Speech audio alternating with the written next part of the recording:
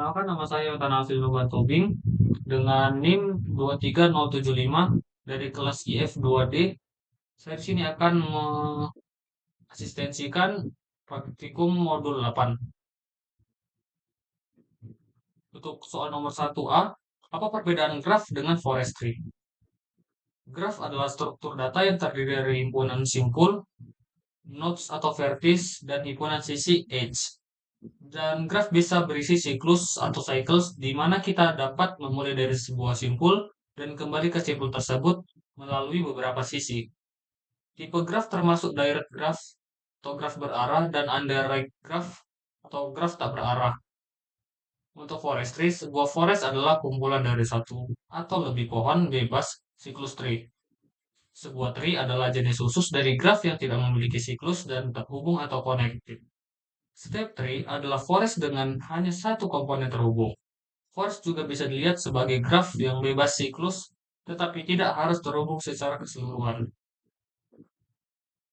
Eh, Inti dari perbedaan graf dengan forest itu adalah graf adalah struktur data yang terdiri dari himpunan simpul atau vertex dan himpunan sisi atau edge yang membentuk jaringan koneksi antar simpul.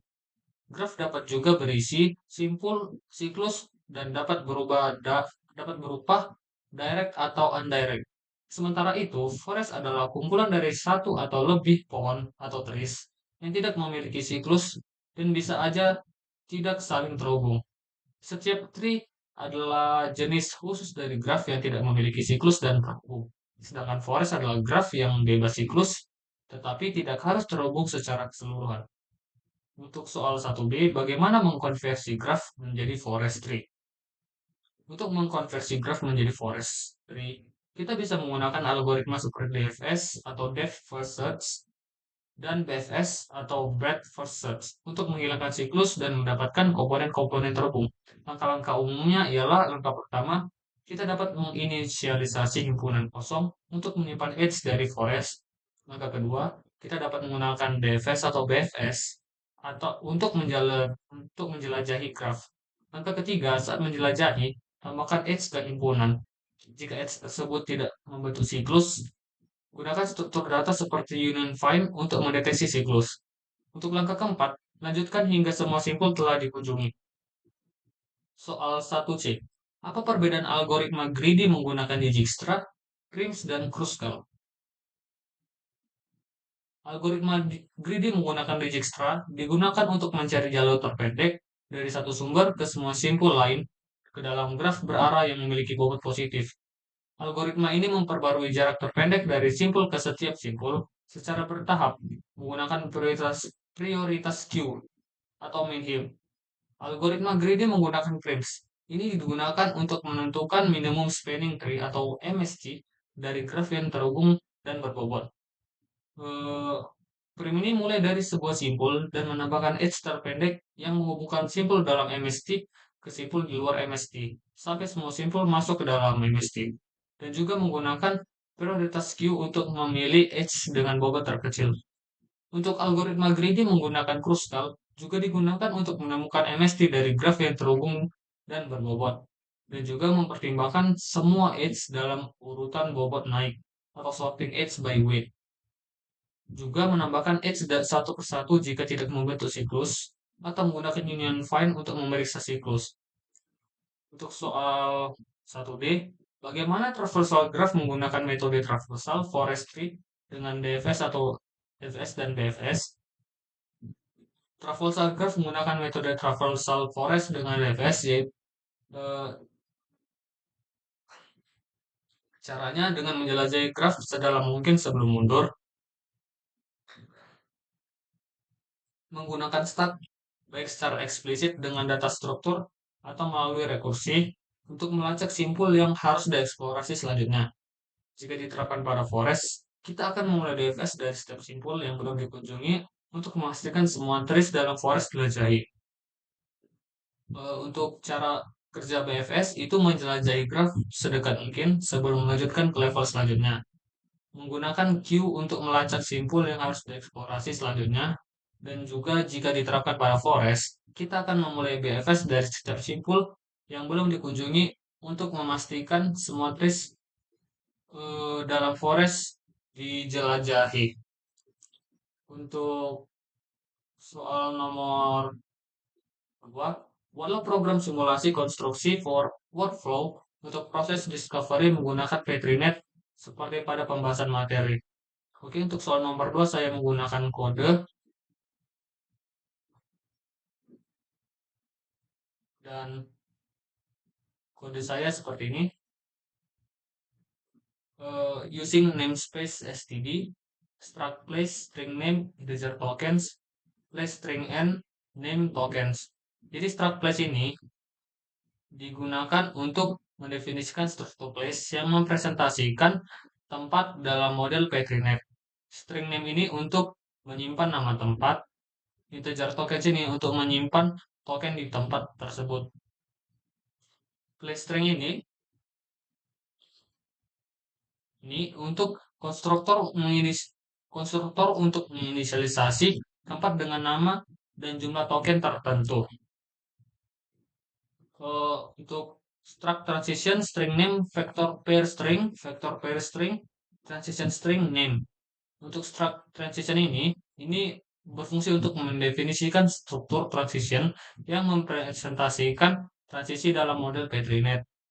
String name ini untuk menyimpan nama transisi dan vektor pair string ini untuk menyimpan pasangan nama tempat dan jumlah token yang dibutuhkan. Kalau vektor pair string ini untuk menyimpan pasangan nama tempat dan jumlah token dari yang dihasilkan.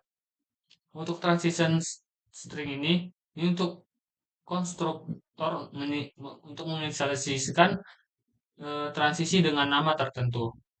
Untuk bullfire transition ini fungsi untuk menjalankan transisi. For auto input underscore places bool font sama dengan false. For auto place is place if place name sama dengan input first and place dot tokens lebih besar sama dengan input dot second, font sama dengan true, break if not found return false. Jadi fungsi dari for auto input ini untuk iterasi melalui tempat masukan dan transisi. Untuk if found return false ini untuk jika ada tempat masukan yang tidak memenuhi syarat, transisi tidak akan dijalankan.